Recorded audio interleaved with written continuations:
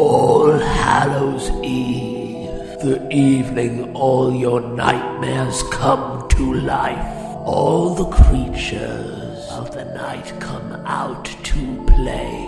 It's time to pay tribute to this terrifying month. So join us as we celebrate a sinister season. This is the Venomonth of Horrors. The Reboot.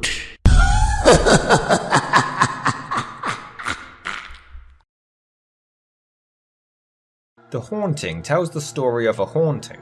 Sorry, I'll elaborate. The Haunting tells the story of Hill House, a manor built by a man called Hugh Crane, whose wife tragically died in a carriage crash just outside it. Upon remarrying, his second wife also died in the house, and then his daughter followed. Jesus, wouldn't want to live with this guy, would you?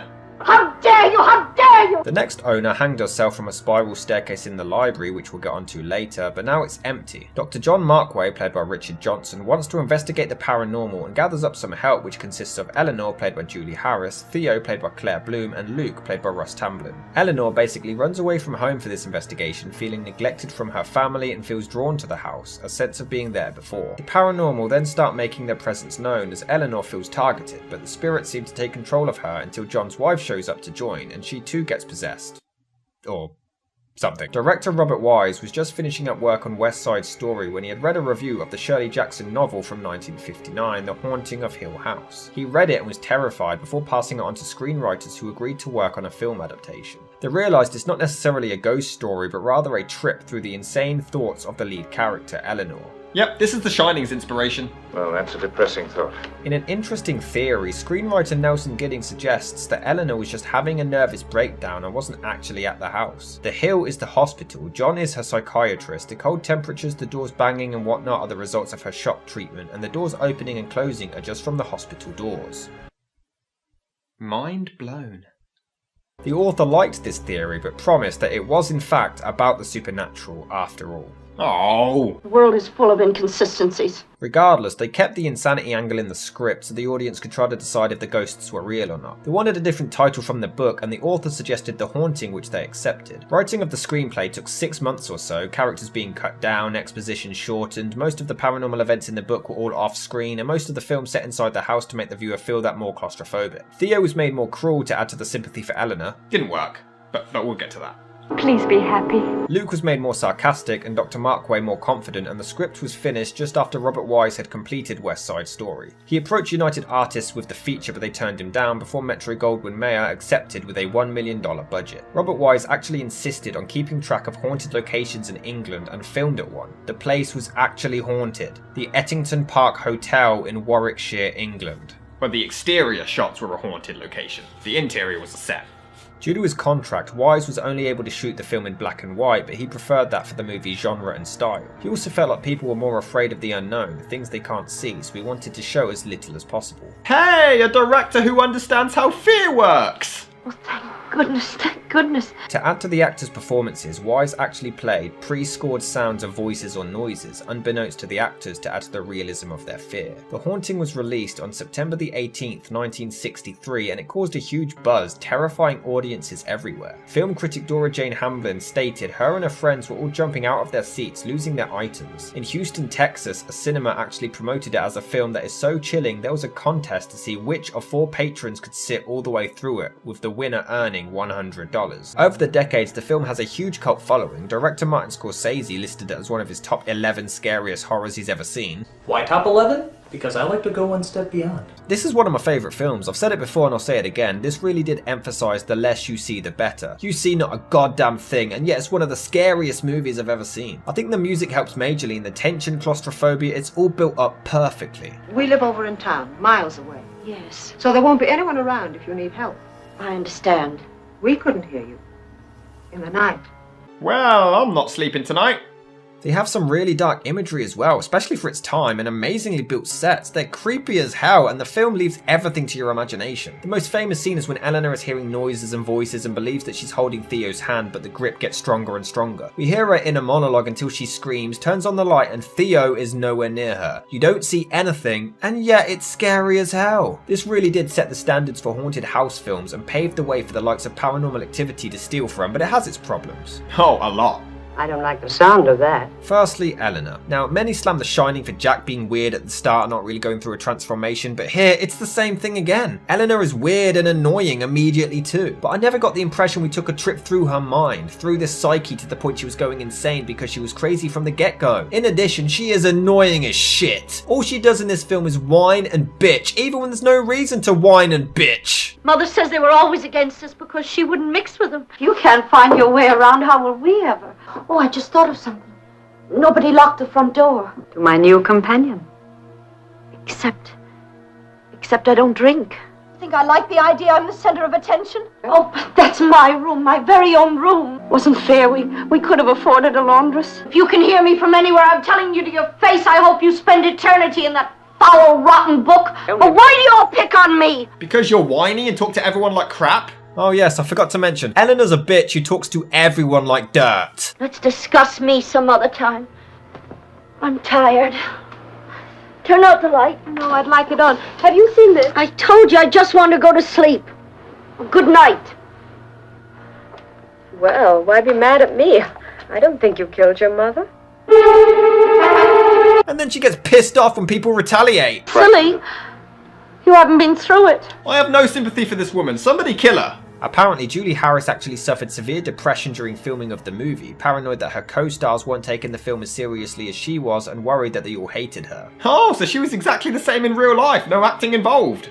Here you are. Okay, Isolde. Tristan wants you inside. Leave me alone. Stop trying to be the center of attention, Nell. Come inside. You revolt me. I'm on Theo's side.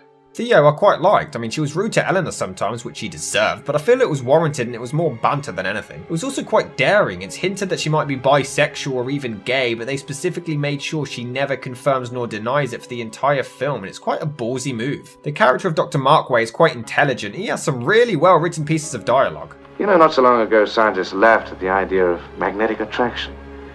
They couldn't explain it, so they refused to admit it existed. When people believed the Earth was flat, the idea of a round world scared them silly. Then they found out how the round world works. It's the same with the world of the supernatural. Luke is also the comic value, and he is hilarious. Well, about this ghost I can expect in my room tonight. Tell me, is it male or female? But it's crazy. Why? Why all the fuss? It spelled her name right, didn't it? Ow! She stepped on my toe. The acting is tremendous by everyone, especially during the intense scary moments. They really do capture the fear perfectly. It was an evil house from the beginning. A house that was born bad. That's a terrible line. Oh, look at this house.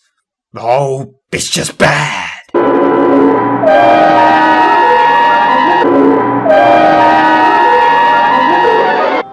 Nothing. Auntie Nell is blinking. Auntie Nell is blinking. I am totally acting. I am totally acting. You happen to be in my living room. I happen to be in my bedroom, and I pay a good part of your rent for it.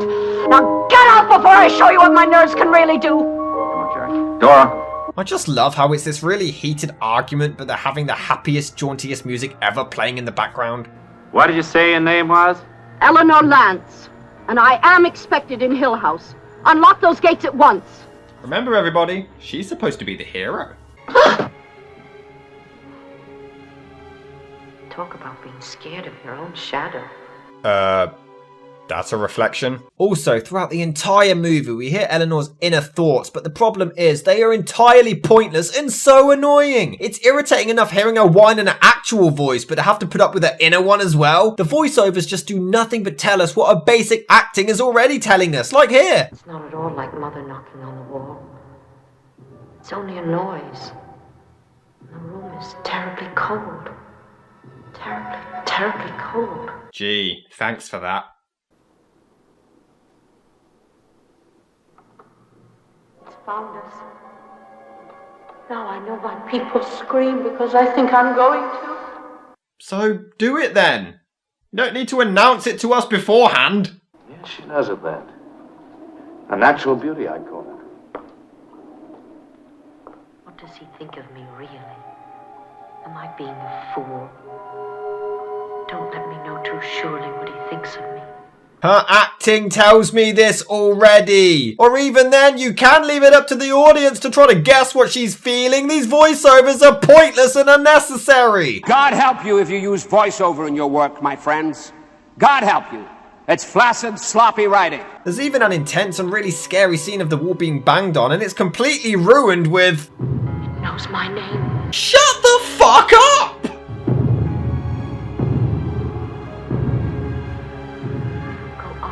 On and come back again until it finds me. It's not about you! Just give us the goddamn ghost, you whore! Even in a moment of sheer terror, it pops up! The house is coming down around me. The house is destroying itself. No shit! The character just isn't subtle. The voiceovers literally spell out everything for you. Well, if we don't find him, the police will be around quick enough, and then there'll be trouble. I'm coming apart a little at a time. There's nothing to this character. They clearly didn't think much of the actress, assuming she couldn't portray these emotions herself and needed blatant voiceovers to point it all out. I will not look back because then they will know what I'm thinking. Here, there's immense banging that sounds like cannonballs hitting the door, and when they find the guys, it turns out they didn't hear it, and the girls find this hilarious for some reason.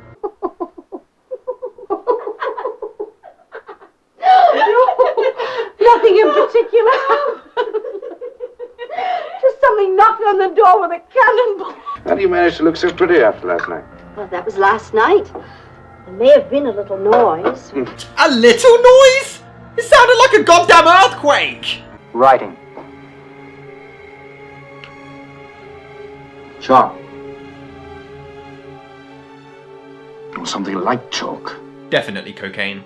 Why would a ghost use chalk anyway? Are we supposed to believe it was a ghost? And why doesn't the doctor take pictures of it before wiping it off? Isn't that the whole reason they're there? You wouldn't leave me behind, would you? I would. You realize, don't you, that if even one event is proved to be an hallucination, then this whole experiment will be questioned. I'm not crazy, you know. You know, I hate to defend her, but she's right. I mean, Theo was a witness to all of the loud banging on the walls and everything and the doors. And yet, everyone's calling her crazy. I mean, she is crazy, but this isn't an instance of it. A genuine cold spot. I guarantee it won't register on any thermometer. Oh, bunk. It's just a draft, that's all. Coming from somewhere. Draft in Hill House? Not unless you can make one of the doors stay open. If there's a draft, then the door is more likely to close itself because of the air vacuum. That's how wind works. Dumbass. You insult my intelligence. You don't think I'd believe anything you ghost hunters might tell me. Well, you married one, so yes. What if he does have a wife? I still have a place in this house. Why would him having a wife mean you can't stay there? Okay, this looks hilarious. The doctor's wife goes missing at one point, and not a single person thinks to maybe turn on a light. I'm the one it really wants. Can't you feel it? It's alive. Watching. You know, I'm pretty sure Eleanor is related to that woman in America who married a train station. I woke up and I was frightened, so I tried to find your room, but I got lost, almost as though the house was doing it on purpose. And I ended up in the attic. I was only trying to find a way out when I opened the trap door. I wasn't trying to frighten her. But you closed the trap door. And you didn't even look like you were lost. You looked angry. You know, who cares?